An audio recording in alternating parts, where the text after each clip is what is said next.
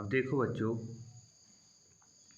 पीछे हमने क्या पढ़ा था कि हम अनिष्ट योग पढ़ के आए थे कि ऋक्षेसा क्षीण वीर्यो सुतनवम गुतो मानवो मन्युमान वै राशि से सांगनाथे रिपुनिधन गृहे प्रांत के दुर्बला स्यात् धर्मद्वेषाष्टनाथा खलकचरयुता स्थान के क्वापि संस्था तय दृष्टा स्यात् तदानीम परपुरुषता सुंदरी तस्य पुंसा। यहाँ पढ़े थे। इसके बाद अगला जो आता है वो आता है परजात योग। इस श्लोक को भी अपन उच्चारण करेंगे, तो उच्चारण करते हैं। मातृस्थाने स्थितौ चेत् कुजविदुसहितौ षष्ठरन्ध्राधिनाथौ स्यातां यस्य प्रसूतौ भवति खलु नरस्त्वन्यजातस्तदानीं क्वापि स्थाने स्थितौ स्तां कलुषखगयुतौ भाग्यषष्ठादिनाथौ चेदेवं राहुणा वा तदनु च शिखिना संयुता वन्यजातः। पुनः मातृस्थाने स्थितो चेत् कुजविदुसहितौ षष्ठरन्ध्रादिनाथौ स्यातां यस्य प्रसूतौ भवति खलु नरस्त्वन्यजातस्तदानीं क्वापि स्थाने स्थितौ स्ता कलुषखगयुतौ भाग्यषष्ठादिनाथौ चेदेवं राहुणा वा तदनु च शिखिना संयुता वन्यजाता। बड़े ही सुंदर पद्यों में यहाँ रचे हैं गणेश कवि ने। अतः येषां ज्ञानाय वयम इदानीम अन्वयम अनुसरामः। आप लोगों को ये श्लोक याद करना चाहिए और इनका कुंडली में प्रयोग करके जरूर देखना चाहिए। पूछना चाहिए कि ऐसा योग घट रहा है कि नहीं। तभी देखो, जितनी ज़्यादा कुंडली देखोगे आप उतने ही अच्छे ज्योतिषी बनोगे। अब देखो, कहा मातृस्थाने यस्य प्रसूतौ षष्ठरंध्रादिनाथौ कुजविदुसहितौ मातृस्थाने स्थितौ स्यातां तदानीं तु नरः अन्यजातः भवति भाग्यरंध्रादिनाथौ कलुषखगयुतौ क्वापि स्थाने स्थितौ स्येवं चेत् राहुणा वा तदनु च शिखिना संयुतौ तदानीं अन्यजातः। कैसे भैया? मातृस्थान यस्य जन्मनि षष्ठ अष्टम भवननाथौ कुछ विधितौ चतुर्थस्थौ मातृस्थाने स्थितौ चेत कौन कौन? 6, 8, षष्ठ अष्टम भवननाथौ षष्ठेश अथवा अष्टमेश जी कहाँ हूँ? चतुर्थ भाव में हूँ। और चतुर्थस्थौ स्याताम तदानीम सा नरः अन्य जातः, मतलब वह जिस पिता का पुत्र होता है उससे उत्पन्न नहीं होता है, पर पिता से उत्पन्न वह पुत्र होता है। यदि नवम षष्ठाधिनाथौ नवम नवमेश षष्ठाधि षष्ठेश यत्र कुत्रापि स्थितौ जहाँ कहीं भी हों क्रूर ग्रहयुतौ क्रूर ग्रहों के साथ हों अथवा केवल राहु के साथ इति हो राहुणा शिखिना युतौ स्याताम तदा उस समय भी हमें अन्य जाति योग बनेगा। तथा कलुष खगयुतौ इत्यनेन राहुकेतुरपि सर्वक्रूरयोगे विवक्षिता। कलुष खगयुतौ इत्युक्ते अब इसमें कुछ आगे के श्लोक के बारे में कुछ पद्य दे दिए हैं। जैसे कलुष खगयुतौ इत्यनेन राहुकेतु, कलुष खग कलुषित जो खग हैं ग्रह हैं उन्हें राहुकेतु ऐसा ही बोला जाता है। तो इसके बारे में आगे के श्लोक में इन्होंने बताया है। अग्रिम श्लोके मंदादीनां पार्थक्येन योगोपदेशात् कलुष खगयुतौ इत्यनेन सिद्धे राहुकेतु ग्रहणम छंदोनुरोधात्। अब देखना, जन्म समय में षष्ठे षष्ठमेश भौमचंद्र। अब देखो, भौम व चंद्र से युक्त होकर चतुर्थ भाव में रहें तो, अथवा नवमेश और षष्ठेश पापक ग्रह से युद्ध होकर किसी भी स्थान में रहें तो नवमेश व षष्ठेश राहु केतु से युद्ध होकर किसी भी स्थान रहें तो जातक पर जात दूसरे से जन्म होता है। देखो कैसे, यहीं पर कुंडली बना के देखते हैं क्या कहा इन्होंने कि जन्म समय में, ठीक है, रुकना, जन्म समय, अब जन्म समय देखो,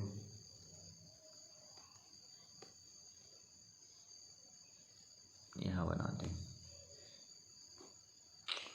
ये समझ।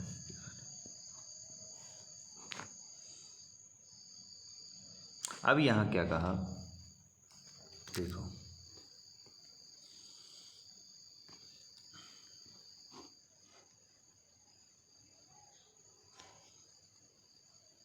कि एक कुंडली बनाते हैं।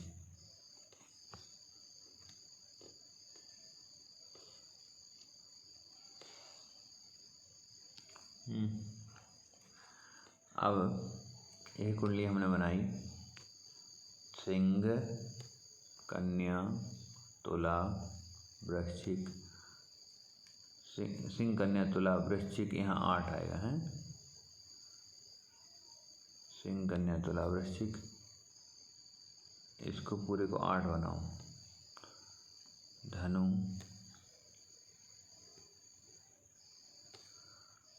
मकर, कुंभ, मीन, मेष, वृष, मिथुन, कर्क। ग्रह में क्या कहा है इन्होंने कि जो हम दूसरा कर रहे हैं कि जिसकी जन्म कुंडली में चतुर्थ स्थान में षष्ठ, अष्टमेश, चंद्रमा, मंगल, ये चारों एकत्र होकर मनुष्य के वैधानिक पिता की संतान नहीं होते। तो चतुर्थ स्थान में, इस स्थान में कौन कौन हो,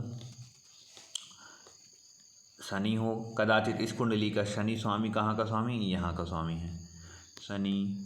और अष्टम भाव का स्वामी कौन है, गुरु, ठीक है। षष्ठ से चंद्रमा एवं मंगल, अब यहीं पर मंगल हो, कदाचित चंद्रमा भी हो इसी भाव में।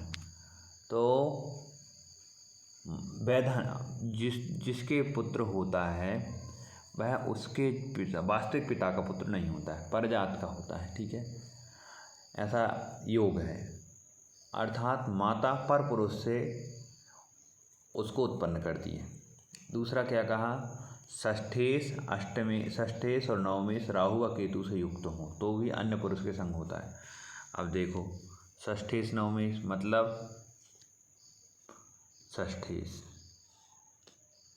षष्ठेश कौन हो जाएगा, यहाँ पर षष्ठेश हो गया ए भाव, नवमेश हो गया ए, तो कहा षष्ठेश नवमेश राहु, ये यदि राहु केतु के साथ हो, षष्ठेश राहु के साथ हो अथवा केतु के साथ हो, इस तरह यहाँ भी नवमेश राहु या केतु के साथ हो तो अन्य पुरुष के संग होता है। देखो इसमें कुछ योग ऐसे भी हैं जो कदाचित ना भी घटें, लेकिन एक बार उन्हें विचार करना चाहिए क्योंकि आचार्य ने कहा है। अब इसके बाद देखो चौथा योग है, क्या है, परस्त्री योग। युक्तौ मंदेन शूद्रा अथ भवति विदा वैषयतो भास्करेण क्षत्रा स्थितेन त्रिदशपगुरुणा भूमिदेवात् प्रसूतः दैत्येशेज्यौ सपापौ मदन रिपुधनस्थानगौ चेत्परस्त्री गामी व्योमा रिपौस्तौ गगन भवन गौ तत्पितान्यारतः स्यात्। यहाँ कहा कि देखो ऊपर जो कहा है ना वैश्य तो नहीं है, वहाँ सा हलंत होगा, क्या होगा, सा हल होगा, वैश्य तो होगा। तो कहा मंदेन युक्तौ अत्र यदि मंदेन इत्युक्ते शनिना भाग्यषष्ठादिनाथौ तदा, भाग्य मतलब नवमेश और षष्ठेश, ऊपर वाले योग से ही इसका संबंध है। ऊपर जहाँ षष्ठेश इत्यादि कह दिया था ना, षष्ठेश और नवमेश, वो यहाँ कह रहे हैं यदि वह शनि के द्वारा युक्त हों, भाग्य षष्ठादिनाथा मंदेन शूद्रा अथ भवति विदा वैश्यतो भास्करेण। कहाँ भाग्य षष्ठादिनाथ हो शूद्राज जाता तदा किससे होगा, शूद्रा से उत्पन्न होगा।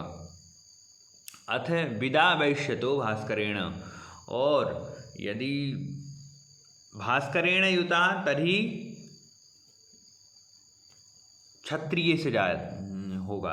विदा इत्युक्ते वैश्यते, विदा इत्युक्ते अत्र विदा इत्युक्ते बुधयुक्तो, अनन्तरं सितेन त्रिदशपगुरुणा, सितेन शुक्रेण त्रिदशपगुरुणा, और त्रिस्थान और 10 स्थान और गुरु ये भूमि देवात् प्रसूता।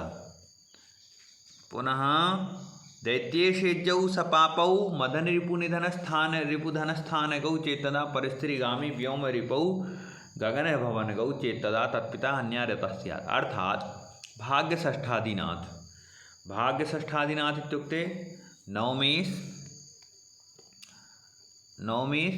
और षष्ठेश, नवमेश और षष्ठेश,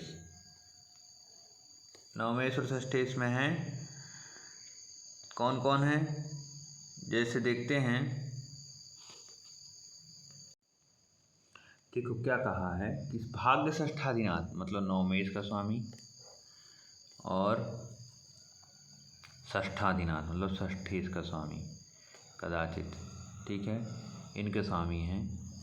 तो ये मंदेन युक्त हो, ये स्वामी किसके साथ हो, शनि के साथ। तो जो व्यक्ति होगा, जातक होगा, वो कैसा होगा, शनि यदि होगा इनके साथ में तो शूद्रास उत्पन्न होगा। किससे, शूद्र से है। और बुध युक्तो, यदि बुध है, यदि इनके स्वामी किससे युक्त हैं, बुध, तो किससे, वह वैश्यात जाता, वैश्यात, ठीक है, वैश्य वर्ण के स्वामी से उत्पन्न है, ठीक है। और इसका फिर कहा भास्करेण युक्तो, भास्कर के द्वारा है, भास्कर है 6 षष्ठी में से तो क्षत्रिय, ठीक है। इसके बाद गुरु शुक्र है तो ब्राह्मण, गुरु शुक्र से युक्त है तो ब्राह्मण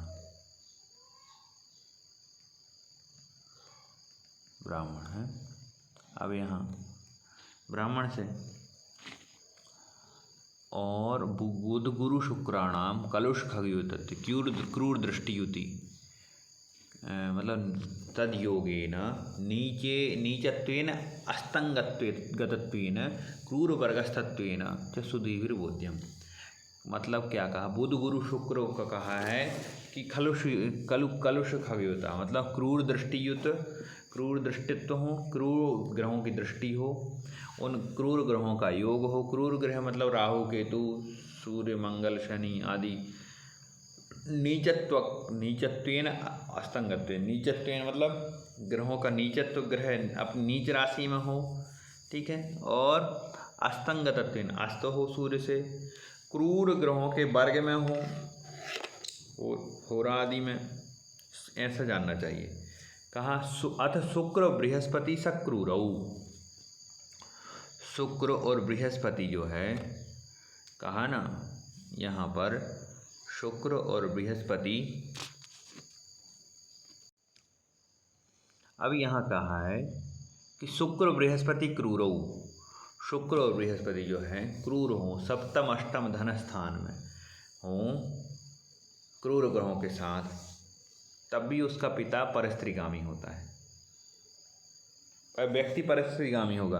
और दशम षष्ठाधिपौ दशमस्थौ तथा पिता जातस्य पिता अन्यारता परस्त्रीगामी स्यात्, ठीक है, दूसरे की पत्नी के साथ गमन करने वाला होता है, ठीक है।